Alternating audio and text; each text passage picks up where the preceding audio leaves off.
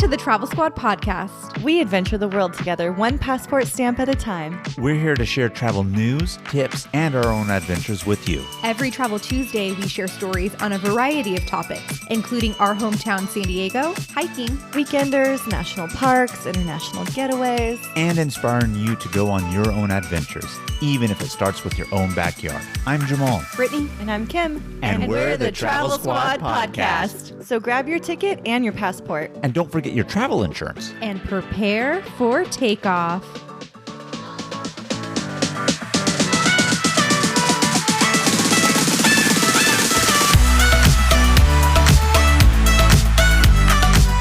Hello, fellow travelers. Hey, Squatties. Welcome to episode 113 of the Travel Squad podcast. Today's episode is diving right into our top 10 winter destinations for you to visit. Winter is coming, and we have some of the best places to travel to this winter to escape the cold and to enjoy those winter wonderlands. I don't personally love the cold and love the snow, but I do love a quick weekend visit to make a snow angel, maybe a snowman here or there. You know, what's really funny is I can't tell you how many times that we've tried to plan things in the winter, Kim, and you're just like, I don't want to go. It's going to be too cold. I'm just like, you need to embrace it. I love the cold. So I'm actually really excited about this episode. You know, we had a previous episode, number 85, where we talked about the top summer destinations. And as a matter of fact, that was one of our most popular episodes that we actually had this year. But those summer destinations we mentioned talked about like non-cliche summer places to visit and really go to escape the heat. But in this winter edition episode that we're doing, we're switching it up a bit and giving you guys a mix of places to escape the winter and embrace the winter season, which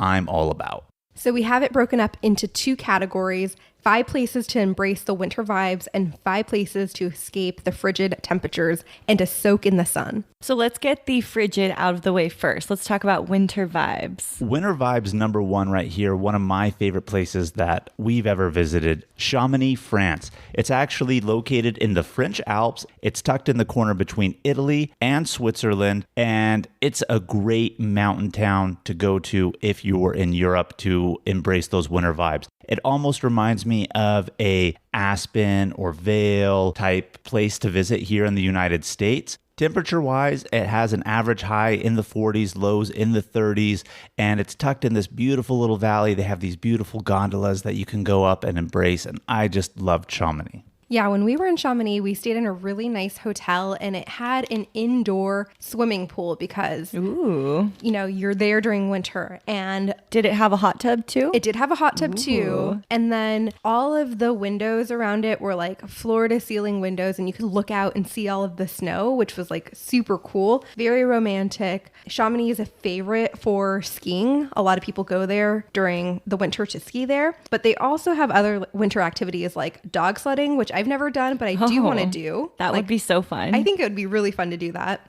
Snowshoeing. We were supposed to do that in Breckenridge, but we haven't been able to. I also think that would be really fun to do. And glacier hikes. And I think that would be absolutely gorgeous and amazing. So I definitely recommend Chamonix. We did take a gondola up to the top of Mont Blanc, and the elevation there is over 10,000 feet. And that was actually the first place I've ever felt altitude sickness before. And it came on like right away. It just hit you? It just hit you because you go basically from ground level all the way up, and you just are taking these stairs up, and you can just like feel how short of breath you are. Also, it doesn't help that it's like super cold out because we went for New Year's right around that time. So it was middle of winter. And so you could just feel like a little dizzy, a little bit of difficulty breathing. You could feel all of that. But the views from the top are amazing. 100% gorgeous. You can look out into obviously the French Alps, the Swiss Alps, and the Italian Alps. As a matter of fact, the top of Mont Blanc is the dividing line between Italy and France. You're still on the French side, so you're looking right into Italy, and Mont Blanc is the tallest mountain in the Alps, period. So you are at the highest level. When you are up there on a clear day, you can actually see as far as to the Matterhorn in Switzerland. So really, really amazing views up there from the top. I love it. It's a quaint European alpine town, and not to be missed, one of my favorite locations that we've ever been. And they definitely know how to do New Year's right. Like when we were walking the town the day before, they have a whole bunch of tasting menus and like exclusive menus for New Year's and New Year's celebrations. And like it's a really big thing there. So I highly recommend going in winter. And if you can make it for New Year's, you'll definitely enjoy it. When you guys went for New Year's, how many nights did you spend there? We spent, 2 or 3 nights there because this was the tail end of our honeymoon trip that we had actually taken. We did the European river cruise down the Danube. Since we were there, we were like, well, let's just go to France and let's go spend New Year's in the French Alps. So we did that. So it was about 2 or 3 days that we spent there, which is enough time to just get a feel of the city and the vibes. But if you are going there to really do winter activities like snowboarding, skiing, etc., you may want to spend more time because you could ski from one country into the next. And which is really cool. That is cool. So number 2 on our list is Boise, Idaho. In the United States. And we love Boise. We've talked about Boise before. For all of our new listeners, you can go back to episode 38 and hear that one. It's a hoot. It's a big hoot. I loved Boise, Idaho. So the highs in Boise are in the 30s, 40s, lows are in the 20s. So it's a very snowy town in the winter. But the best thing that we did in Boise was snow tubing. And if anyone has not been snow tubing, definitely recommend you try it. It is so much fun. Like Kim said, it's a hoot. You know, I knew it was going to be fun, but I didn't realize how fun it was going to be until we actually got onto the slopes. And they give you these really big, like industrial sized inner tubes, and you get inside them and they have this really big hill for you to tube down. And then at the bottom, they had a conveyor belt that brings you back up so you could do it all over again. And we did. I think it was like a 1 or 2 hour reservation for the time slot that we booked. And they were policing the time really well. So we were like timing how long it would take us to go down the hill and conveyor belt back up so we can see how many more runs we had before our time was up. We raced each other down. We like connected to each other and went down as a group. We went down on our stomach. We went down a whole bunch of ways. All the ways. All the ways. Snow tubing was really fun. So in Boise right here, they have a road. I think it was called Bogus Basin Road. And that's actually where we went to go do the snow tubing, which is Bogus Basin. And that road runs you only to this winter resort. So if you don't want to do snow tubing and you actually want to do skiing or snowboarding, you can at this location. We just opted to do the snow tubing. But other than that, if you're going for a more mellow winter activity to do in Boise, Boise is known for its plethora of hot springs that they have. So we went to 2 locations specifically ourselves, Kirkham Hot Springs, Gold Fork Hot Springs. So just imagine being out in nature in the winter, surrounded by trees that are dusted with snow or it even snowing on you and sitting in natural thermal water, relaxing. No better winter vibes than that, quite honestly. And you could do that here in Boise. Yeah, in fact, the Gold Fork Hot Springs was a place that we discovered through Instagram and seeing people's beautiful pictures of them in one of the many steaming pools with snow-covered trees all around them. And it was so winter and so majestic that we booked a trip to Boise for this. It was a little bit of a drive from Boise, not exactly in the city of Boise, but it's well worth the drive. You'll have snow all along the roads as you're driving there, so make sure to get 4-wheel drive or something with chains so you'll be safe. Yeah, that's a solid squad tip. I'm glad you actually mentioned that. If you're going to be driving in the snow in these mountain regions, you do want to have yourself a vehicle with 4-wheel drive. We actually saw someone spin out right in front of us, and luckily they were fine, but it was a little spooky. But they were in a car and not an SUV with 4-wheel drive. That's true. And we all screamed, and Zaina was sleeping and she woke up and like screamed herself. And they weren't even going fast. I mean, we were going pretty slow down a road to get to the hot springs, and their car just couldn't handle it because the roads were so icy. So they just spun out. Point being, safety first, get that 4-wheel. Yeah, but it's definitely worth the drive. Wear the bikini with the beanie and the boots. Cute pics right there. Bikini with the beanie. I like that. I was actually going to say you get the best of both worlds because you have the winter vibes and you could still be in a bathing suit summer vibes. So it meshes as one here in Boise. Yes, it's awesome. So Gold Fork has a small fee that you do have to pay to the owners and operators of the property, but Kirkham is fully natural. In nature, you're parking on the side of the road. You're doing a little, not a hike, but like a little trek to get to the destination.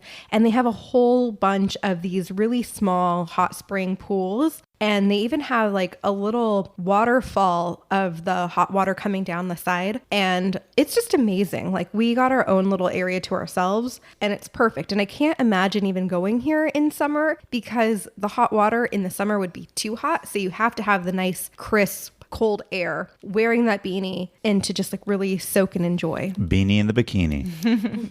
I kind of wish that we would have stayed in more of a cabin-like I don't know, hotel or situation just to like enjoy more of the snow? Because I feel like those two go hand in hand with each other. See, as you're talking now, Kim, I can tell deep down you are a snow bunny at heart. So I don't know why you don't like the cold. No, I mean cabin, fireplace. So you want to be inside. inside in the cold is what you're Hot saying. chocolate. You want Yeah. those vibes. Unless you're in the hot springs. Of course. Yes. Yeah, next time if we go back, we should do that. We should get a little cabin with a fireplace, maybe a little hot tub on the deck, drink some hot chocolate. That'd be amazing. Well, speaking of cabin vibes, I think that's the perfect transition to number 3 on our list, which is close to our hometown. We've all been here many, many times. This is Lake Tahoe, California. If you've never heard of Lake Tahoe, please Google it, look at it. One of the prettiest, bluest lakes you'll ever see in your life in a mountain town here in California, straddles the border with Nevada just as well. And this is the perfect place for you to get that cabin, Kim,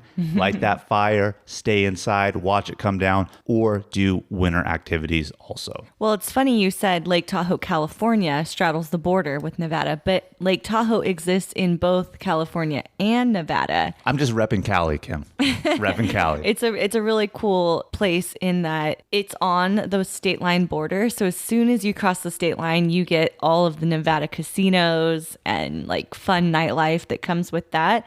You get free drinks while you're gambling. Hello.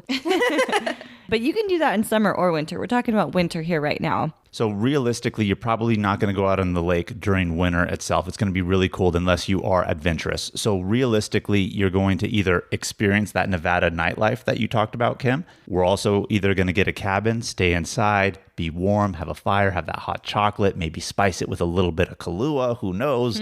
But Lake Tahoe, again, famous for its winter sports and activities. There are so many ski and snowboard resorts in the area. One famous spot is going to be Heavenly, Lake Tahoe, and it straddles, again, the line between California and Nevada, so you could ski from one state into the next. However, the main entrance to Heavenly is in California. They also do have Squaw Valley, which hosted the Olympics at one time, believe it or not. So if you want to feel like an Olympian, you can go to the western side of the lake and go to Squaw Valley, and so many other places. I'm not going to mention them all, but if you are big into your winter activities, those are two of the main highlights for you. Fun fact, I actually broke my left arm in Tahoe snowboarding once. The only time I've ever tried snowboarding was in Tahoe, and I never did it again because I didn't like it. But I have gone snow tubing, and I did love that, of course.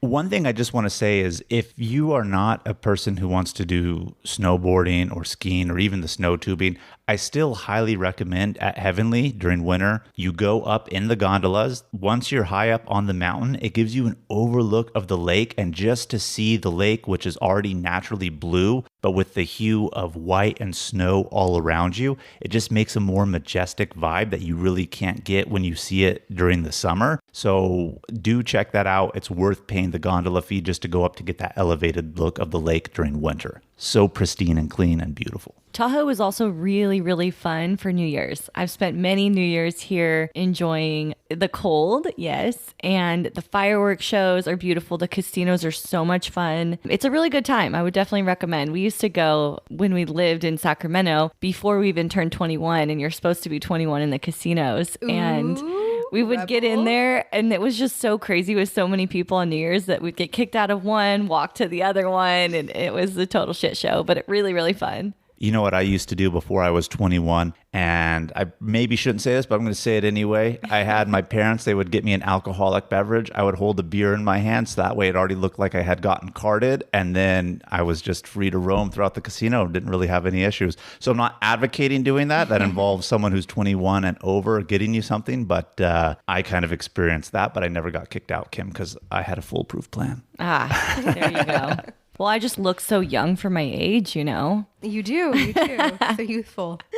So number 4 on our list is Vienna, Austria. And Jamal and I actually went on a trip. Like he mentioned earlier, we took a honeymoon and we went down the Danube. And one of the stops that it made was to Vienna, Austria, right off the Danube River. And it was beautiful. There is definitely a mountain backdrop, definitely really gorgeous, but also one of the big draws to visiting it in winter is the Christmas markets. And I highly recommend one time in your life experiencing a European Christmas market. You see all of their traditional foods, their crafts, their gifts, their drinks, everything just all in a few blocks at a market. It's amazing. Like you can walk down the street with like hot apple cider or hot chocolate or, get some traditional bakery goods and pastries. And it's just so homey, so Christmassy and amazing. So whenever you talk about your favorite destination in the world, Vienna seems to be on that top list. It is. What is it about Vienna that makes you place it so high out of all the places that you've been to? I think it just really has a really nice scenic beauty, and then it has that quaint European feel to it also. So you can get the best of both worlds of the city and the nature vibes.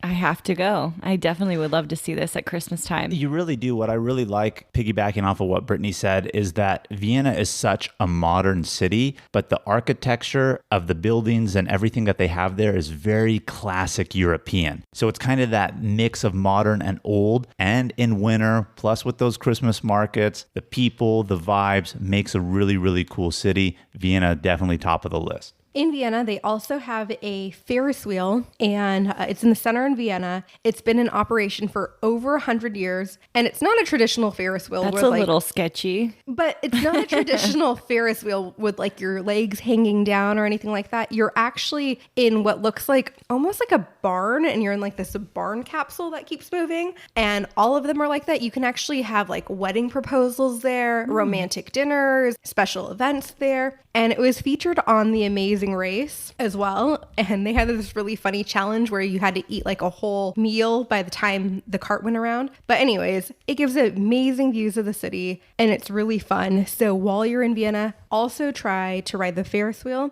And Vienna is also known for the coffee houses. Plenty of coffee houses to enjoy and just sip some coffee and people watch. Like people do that there. Like here, I feel like people always get coffee on the run to go. Mm-hmm. It's very hustle bustle. There, people just go to a coffee shop to get a snack, enjoy a drink, and just people watch and just relax. We were told that you're not going to find Starbucks. Like maybe you'll find one, but whoever goes in there is really like a tourist. So unless you want to be labeled as one, you shouldn't go in there. You should go to the real coffee houses that they have there. As a matter of fact, we went to the coffee house that Sigmund Freud frequented. And so that's where he came up with his observations about people, their personalities, etc., was just doing that, getting coffee and people watching people. So we went to the coffee house that he frequented, which was really, really cool. But lots of stuff to do in Vienna. Highly, highly recommend. Kim, when you go, I will go back with you. Okay. Does it have to be in winter? Doesn't have to be, because I'd love to just see. It's in the winter section, Kim. You got to. Christmas markets, man. Yeah, the Christmas markets would make me brave the cold. Tell you what, we'll do that and we'll go to the Alps outside the city and we'll get you a cabin to sit in, Kim. Ooh, will that sell it for you? Yeah. All right, good. So number 5, concluding those winter vibe sessions here for you, is going to be Japan. Now, Japan may not be a place that you really think about when you're thinking about winter necessarily, but we went in January, and let me tell you something. Japan in winter is really, really fun. I definitely love Japan in winter. It's not super cold. Highs are in the 50s, lows are in the 30s. But you would never be able to tell that if you look at their pictures because they're bundled up with gloves, beanies, jackets. Like I thought it was like in the 20s over there.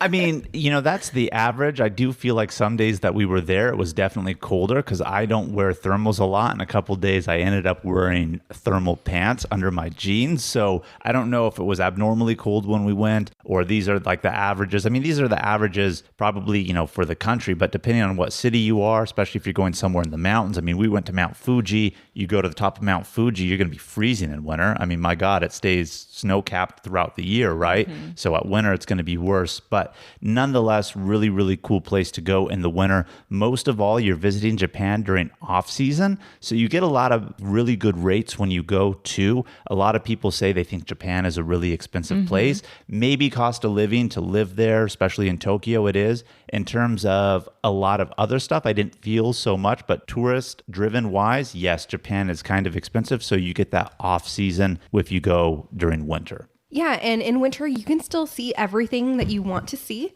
except for the cherry blossoms. That's the only downfall. But pretty much everything else that you want to see, you can visit in winter. The weather didn't have any effect on our trip at all. I mean, yes, it was chilly and cold, but there was only one day that it rained on us, and it was manageable all the other time that we were there. And because it is off season, did you notice anything closed or limited? No, I didn't notice anything closed or limited. Not at all, actually. As a matter of fact, I enjoyed it so much because it didn't feel as crowded except for local people, really.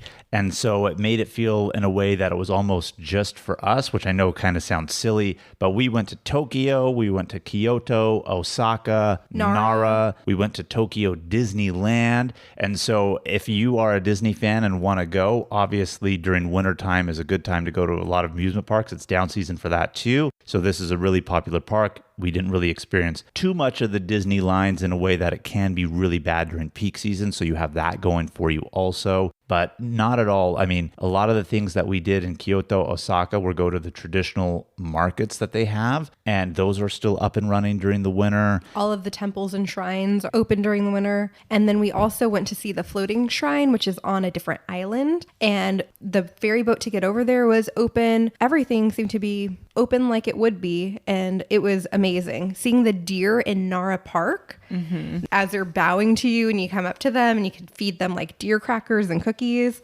Amazing. Yeah, and if you really want to get inspired, really do go back and listen to our episodes that we had on Japan, 42, 43, really funny ones. Highly recommend. Get you excited to go. Japan is awesome and really cool in the winter. Those were our top 5 places that we're recommending you go to in winter. There's one other place I would love to get to this winter, and that is Breckenridge, Colorado, because we tried to go last winter. Yeah, we tried so hard, and then, we were going to brave out the storm that they were going to have until like our flights got canceled. Our flights got canceled. The only reason we didn't go was it was like the worst storm since 1885 or something like that. Of course that would happen to us. And this is probably why I don't enjoy winter travel as much, because there are these random disruptions. We tried to go to Big Sur one year in February, I think. Yep. And we had one of the craziest rainstorms in so many years that shut down power, caused us to leave work early, which we didn't mind. But it also took away a chunk of the highway. Landslide ruined the coastal highway, one section of it. Highway 1, the famous Highway 1 that we were planning to drive up to. So that threw a wrench in our plans. So winter travel, love it, hate it. Yeah, you also went to Big Bear, and how long did it take you to Oh get to my gosh. One time we went to Big Bear, and it was supposed to be just like a 2 or 3 day weekend trip. It's the 3-hour drive from San Diego normally. It took 11 hours because of the whiteout snowstorm and closing the mountain and opening the mountain and putting chains on. And it was a total disaster. That's crazy. Yep. I still love winter so much. I love traveling in winter. I love that it's off season. I love that it's cold. I love that there's Christmas markets and, just so much to do in winter and without the crowds. A little bit more planning and a little bit more expecting the worst. But if you come into it with that and you can just sit there with your hot chocolate and your fireplace, then winter travel, that's what it's about. Doesn't matter what season it is, there could always be something, but I think Kim's just hating a little bit on the winter, but perfect transition because now we're getting to your time of the episode to shine, Kim. Summer vibes. Yes. We're in San Diego, so we don't get harsh winters by any means, but sometimes it's cold. Like in January, it can be very cold. Yeah, it could be 60 degrees. But yeah, and you may want to escape that cold, especially if you live somewhere like the Midwest or the Northeast, where you are being pummeled with snow day in and day out. Maybe you want to break from that. So we have 5 places that are really great to travel to in the winter months to get away from the cold. And the first one on our list, our 6th destination of our total episode here, is Thailand. I went here in November one year, and that's just the beginning of the popular travel season for Thailand. And I would recommend going in those early, like November or maybe like February, because for Christmas and New Year's, it gets really busy and the prices do go up and the availability goes down. But it's also a really fun time to be there if you're taking a holiday trip. Why is it so busy during New Year's? Do you know? Do they have like a whole bunch of celebrations? Well, I think the weather is good. It's not the rainy season. It's not the cold season. Not that it gets very cold there, but the rainy season is basically wrapped up. And so it is the high time for travel. and it's the holidays. So people like to travel over Christmas or New Year's. So when I think of Thailand, it makes me obviously think Southeast Asia, humid. Is it humid during that time, Kim? Because Brittany and I haven't been. I know you went to Thailand, one of your favorite places. You really rep it up as I rep up Chamonix and Brittany reps up Vienna here. So this is like your version right here on Summer Vibes. So what's the weather like out there? And I know you're a beach person. I know you went to the beaches. So tell our listeners a little bit about that.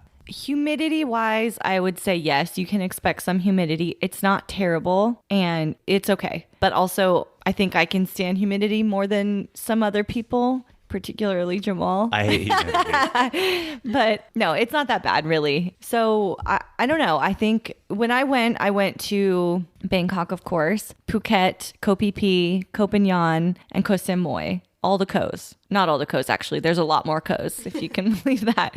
But all of those southern islands are really, really nice, really fun to hang out in. You can totally get beach vibes. Things are so much cheaper. Like you can get a giant bucket cocktail for $5. Love it. Crazy. The food is cheap. The food is so good. And I mean, they just have like day beds all over the beaches, and they're not like what you'd expect in San Diego where it's like $20 a day bed. It's free to sit on these day beds. Ooh. And they'll take your order right from your chair there on the beach. We actually went out, got to the beach in Koh Samui.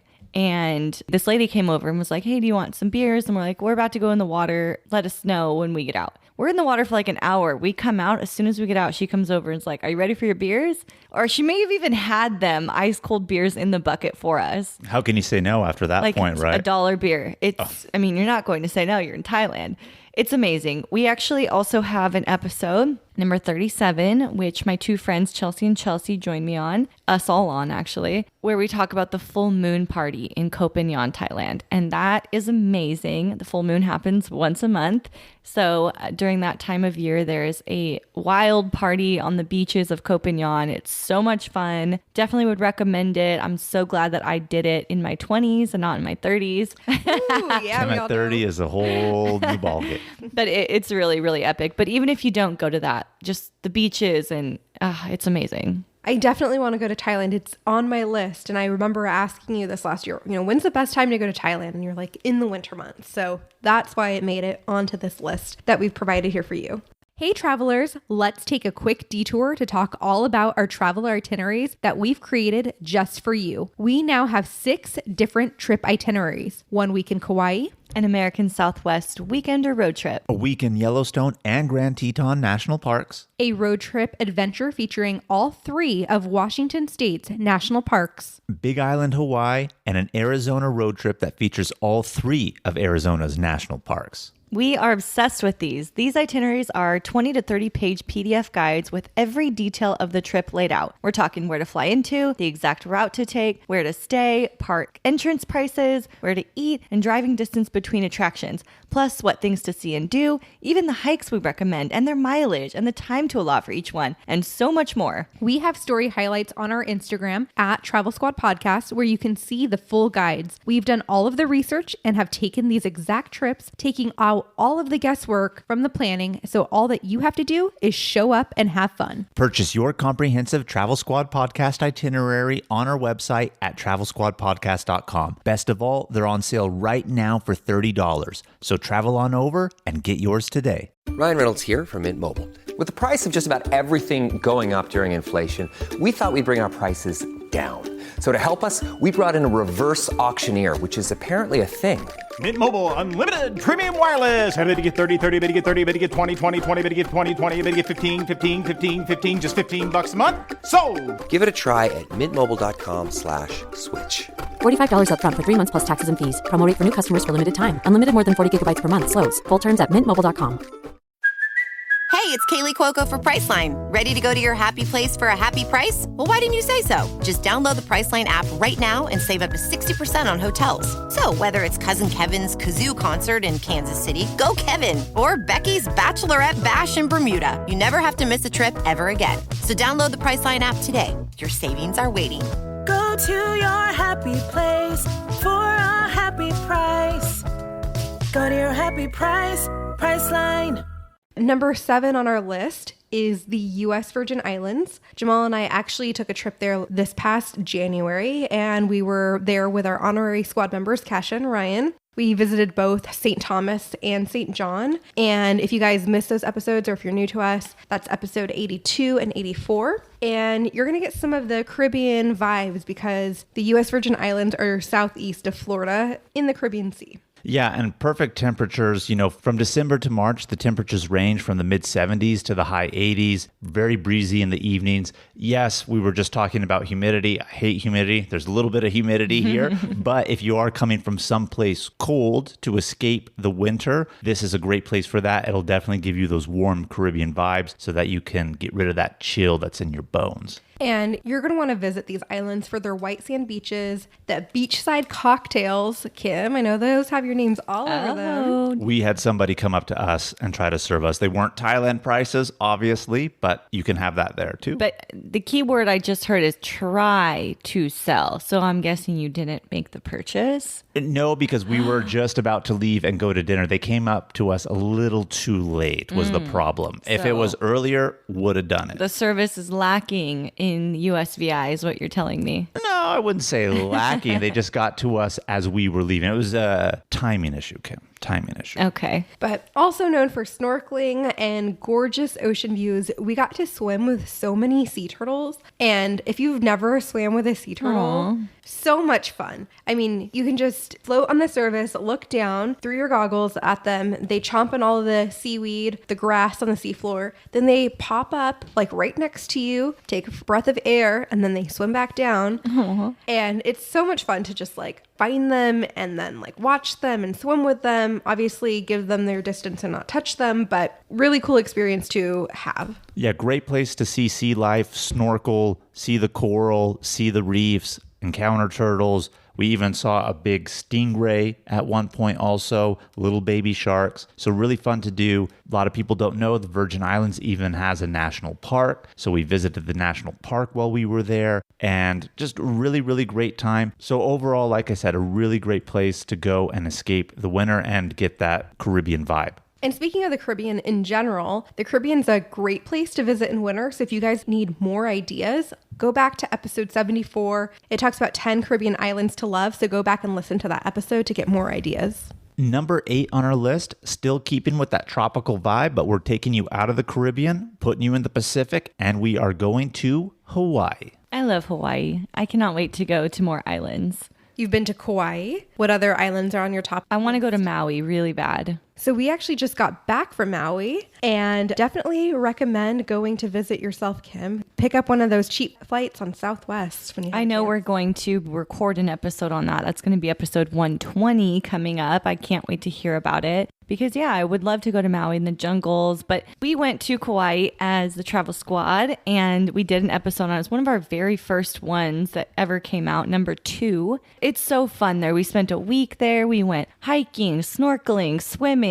We saw sea turtles. We laid on the beach. The cruise? Sunset cruise on the Nepali coast. The boat cruise. Kauai is a really, really fun island to go to. It gives you more of that secluded feel. It's not as crowded, popular as Oahu, Maui, even Big Island, and it's still more in its natural state. However, Big Island, Hawaii is really awesome too. There's only really 2 big cities. You're really only going to want to go to one, which is Kona, quite honestly. Really cool stuff to do there, but the main draw of Big Island is the national park, Hawaii Volcanoes National Park, hiking in the middle of a volcanic caldera. Amazing. Absolutely amazing. We talked about Big Island in episode 45. And also on Big Island, you can snorkel with the manta rays at night, which is definitely an experience in its own. Like you have to go out pretty late at night. Then they bring out these big rafts that have these lights on them, and the lights attract the manta rays because it lights up what they eat. And so then the manta rays swim under you and they start doing like flips and whatnot. So you can definitely experience swimming with the manta rays on Big Island. Yeah, and just so you guys are aware, average daytime temperatures in Hawaii is 78 degrees during the winter months. The water stays above 70 degrees year round, so perfect place to soak up that warmth also. You know, I was just thinking about this. Like, do you think West Coast people are Hawaii people and East Coast people are Caribbean people? I think just by ease of getting there, that could be likely. I think so. I mean, just think about it from this perspective. It takes us 5 hours to fly to the East Coast, right? Here from California. It's 5 hours to get to Hawaii from California. That's a 10-hour flight. That's like us flying from here to California to Europe, whereas somebody on the East Coast, a lot quicker to get to the Caribbean. So maybe that's the case, but I think Hawaii probably just has this one draw that maybe the Caribbean doesn't. Not that the Caribbean's not cool, but there's, the U.S. Virgin Islands, but I think Hawaii stands out more than that to most people. So I think people make that journey. Well, Hawaii has like the Jurassic Park feel, with the big mountains and the waterfalls and all of that. And very, very nature focused. Very, very nature focused. Caribbean is more like just beach life, like island life, beach life. So it's funny, they're both islands, but island life feels more islandy in the Caribbean. Yes, definitely. Because they have a lot of volcanoes that make it more mountainous and rugged and naturey. Well, anyways, I was just wondering, would you guys say you're more Caribbean people or Hawaii people?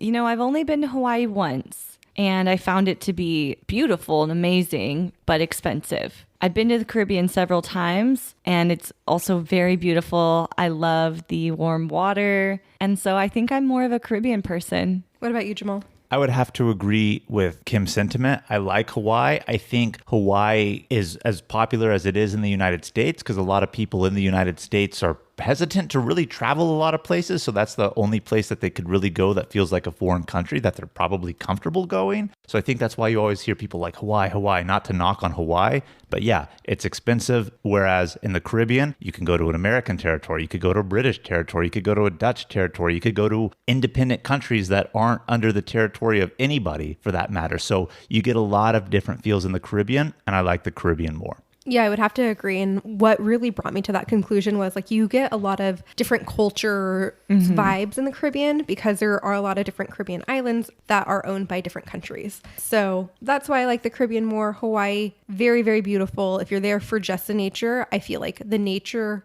outranks the Caribbean, but in terms of like its all-inclusivity, I would say the Caribbean. Yeah, not to knock on number 8 on our choice. We put Hawaii on here for a reason, for sure. But, nature-wise, we love nature, so it's high on the list. But you can get beach vibes and island life vibes in certain places in Hawaii, but you find that more in the Caribbean. Yeah, and you just know what you're getting into with Hawaii, but you can do it more smart because price is a big thing there. When you get there, everything's expensive. So I know Brittany and Jamal, you guys just got a flight to Maui, and based on how you hacked it, you were able to spend something around $100, right? Yeah. It was a real fucking hard moment. A real fucking hard moment because $100 for 2 round trip flights. So definitely if you are interested in going to Hawaii, and especially in winter when a lot of people are going, plan early, really do your research, hack your fucking way to Hawaii. Hack it out, baby. Hack it out. And also skip the luau. Yes, skip the luau and book your rental cars way in advance because I re-looked to see if we could get any other deals on our rental car and they've been sold out for months. There you go. Or just plan to hitchhike it.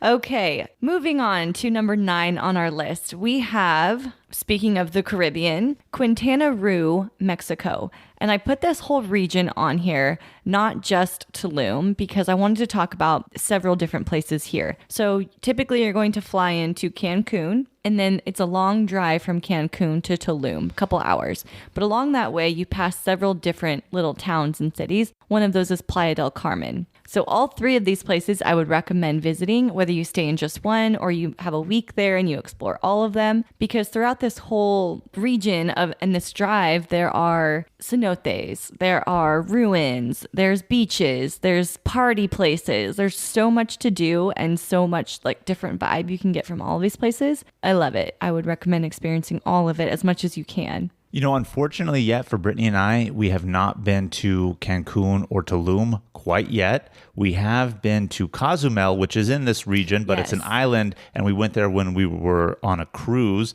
and we stopped in Costa Maya, which is, I think, in that Playa del Carmen region, but it was more cruise ship-oriented stop, but we still kind of got those little beachy vibes in the Caribbean, Gulf of Mexico area of Quintana Roo area of Mexico. So I do really want to go, but I still see your photos all the time of when you were in the cenotes out in that region. See other people post photos in the cenotes, and I really, really want to get out there. And I think it'd be a great winter place to go. You may not like the cenotes because the water is very cold. I don't like, yeah. Well, you know me very well, Kim. I fucking hate cold water. But I will tell you this, for an experience like that, I will have to do it. You know, you just got to commit. It's like 1, 2, 3, go. But when I don't have to commit, I like to baby my way into cold water like a little biatch. I won't lie about that. But for cenotes, diving right in. Yeah. So in the winter, it's still warm. It's still humid, but it's not as bad as it is in the summer. When I did go here, it was in June and it was very hot, very humid, and like really uncomfortable, honestly. Like forget about doing your hair or makeup. So winter would be better because you're cold. You want to get away from that. You want some warmth. It's still going to have some of that humidity. And so the cenotes are still going to feel nice when you jump in because it's still going to be hot. But another thing that's nice about winter is the algae blooms that happen in this region happen in the summer, where the beaches and the ocean fills up with algae and seaweed. It's smelly. And it's smelly, and this does not happen in the winter. I think they call it sargassum, isn't it? Yes. What it is? Yeah, and I've heard It's gross. that it's treacherous out there. Like if you're there during that time, the smell from the ocean smells like death. So that's a good reason not to go in the summer and go in the winter also if it doesn't happen during that time. Definitely. And I mean, there's obviously a lot of places in the world you could go in winter and escape and be in a whole different place, but this one really is. And it's close enough to the US that it's just a quick flight over. For us here, we can go into Tijuana and fly over to Cancun, but Cancun's a major airport that tons of places in the US fly to, so it makes it really easy. And another thing is that it gets so many tourists that they definitely speak English. They cater to tourists. You won't have any trouble navigating. Well, a lot of places there are all-inclusive resorts, are they not? So They they are. cater to specifically Americans who come over there too. So you have that English. You don't even have to leave the resort, private beaches from your hotel, everything. But yes, obviously do leave, explore the ruins from the Mayans that they have out there too. But one place real quick before we move on to our number 10 and final on our list here, where I want to experience in Quintana Roo, a new place I've recently discovered called Holbox.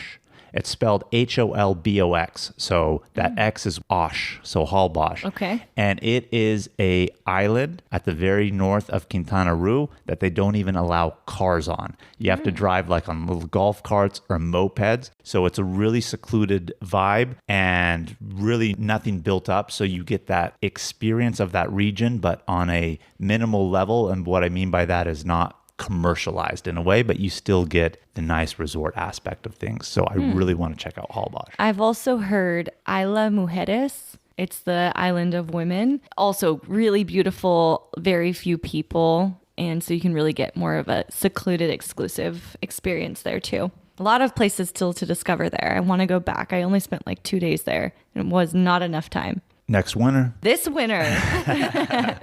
Okay, so we are towards our last place here, but we're not just going to give you one. Yes, this one is an all-inclusive in a way, and something that I was really passionate about putting on here, a Mexican or Caribbean cruise, because we love cruising here at the Travel Squad podcast. So why limit yourself to one place? Go on a Mexican or Caribbean cruise. The weather's going to be good. You're going to go to multiple places, and you're going to have the cruise life experience all on top of it. I went on a Mexican Riviera cruise in February one year, and it was raining and cold when we got on the boat in Long Beach. And as we made it down to Mazatlan and Cabo and Puerto Vallarta, it was warm and sunny. I was tanning. I was drinking margaritas on the beach. It was amazing. Yeah, you know what's really funny is a lot of the cruises, actually not a lot of them, all of the cruises that Brittany and I have done that are ocean line cruises have taken place in the month of January. And you would really think that, oh, you know, that's a time during winter, people are trying to escape and things are going to be expensive. But cruises as a whole, I don't think are very expensive. So, I mean, it's a really good deal at that time. Also, you're escaping the winter weather. You're going to a warm, tropical place. Love, love, love to do cruises during the winter, and I highly recommend it. That's why we're saving it number 10. I don't want to say best for last, but one of the best choices in the terms of you're not limiting yourself to one place and you're getting an experience with it. Yeah, I've been on like 8 different cruises, both to Mexico and to the Caribbean, and the majority of them have taken place in winter. So I definitely agree that taking a cruise in the winter to Mexico or Caribbean, is a must do. You're going to get great weather. It's going to be beautiful. You're going to escape the cold and you're going to have a great time. And cruise life is the best life. Cruise life. I love it. Love it. So I mentioned that Mexico cruise that I did. Another route that I took was out of Miami, and it was a 5-day cruise to the Dominican Republic and Turks and Caicos were the 2 stops. And if you're going to take a Caribbean cruise, I would give you my vouch for that one. It was really fun, really beautiful. And we were just talking about Caribbean life versus Hawaii life. Caribbean life is like reggae music, rum and coke, Jerk chicken, I love how Brittany throws in the jerk chicken. conch salads. Oh, yeah. Conch salads, conch fritters, conch everything. I love the Caribbean. Really fun, really good option to do with these cruises. All right, guys. So get out there, travel this winter, whether that is over the holidays or just a little excursion to escape the cold, and let us know where you're going too. But now we have a very, very important segment to get to, and that is questions of the week.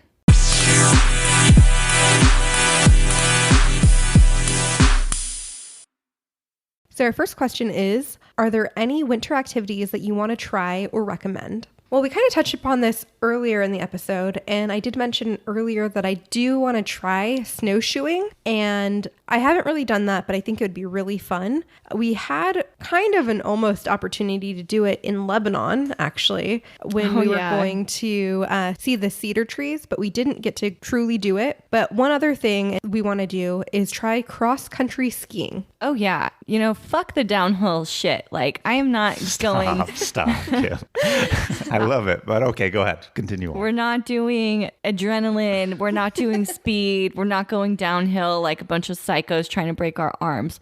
I want to do cross country, just leisurely gliding across the snow in the forest. That sounds nice. This is Kim at 30. By the way. I never ever was No, I into know downhill. she was never into the downhill. I'm just saying this is Kim at 30 at the same time. Kind of just like leisure, relaxed. Well, I'll also say I want to do dog sledding, which is not leisurely. Sounds scary as fuck. I feel like recently I suggested Alaska, and that's an Alaska thing, and you were just like, fuck Alaska, I've been too many times. So if we want to do dog sledding, we got to go back. And if I'm being honest, I'm thinking Alaska cruise sometime soon, couples trip. Ooh. And we could do some dog sledding. That That'll would be a nice. good option. But you know where I'd love to go dog sledding is Where? in Finland. Finland. oh, yes. Finland in the summer, stay in an igloo, do Oh a my little God. hot cold plunge, and Yes. go dog sledding. I didn't even think about that. Somewhere in Scandinavia. Great option, Kim. Yes. Great option. Which is a perfect segue to our second question here, which is, what are some things you should pack for winter trips? Because if we're going to Finland, you know we're going to need some massive gear. Some thermals, heavy down coat, definitely. Wool socks, Fleece. gloves. Oh, absolutely. Fleece-lined beanies. Waterproof shoes. Oh, waterproof shoes. I mean, we went to Lebanon in January, and who was not prepared? Brittany? No. Kim. Yes, and changes of clothes for sure. Or waterproof pants would even be good if you're trekking in the snow. Umbrella. Umbrella, which I did bring. I feel like this could be a whole episode, what to pack for winter destinations. We should do some packing episodes. For winter. Well, you can do it by season. Yeah, well, I know, but we're talking about winter now. For summer, it'd be specifically. like swimsuit for every day. Yeah, for summer, you don't need anything. T-shirt, bathing suit, that's it. Flip-flops, maybe a towel. So one thing I've always thought about packing, and I never actually have, and I was thinking about it for Breckenridge before that one got canceled, but they're like little packages of things that you break and they start heating up for your hands. Like hand warmers. Yeah, they're like little warmers. You could get those like at Walmart or a Big Five. They're really supposed to be for hunters who are out there. You put them in your boots or in your gloves and you crack them and they're supposed to warm up your hands. I know what you're talking about. I just don't know the name of them. I don't know the name of them either, but I'm sure you could Google like warmer pouches and find them on Amazon.